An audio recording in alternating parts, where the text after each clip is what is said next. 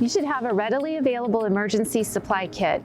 This should be done ahead of time. Do not wait for a fire to strike. It should be easy to access and easy to move during an emergency. When making an emergency supply kit, consider that you may be away from your home for an extended period of time. You should have at least a 3-day supply of non-perishable food and at least 3 gallons of water per person.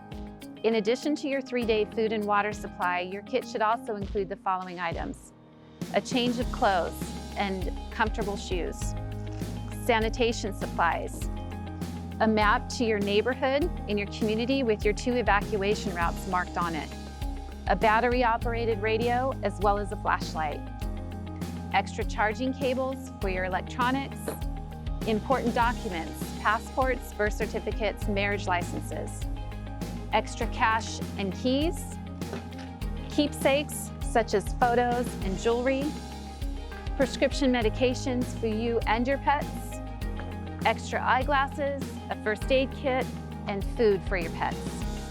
Visit ReadySanDiego.org and your local fire department for more information.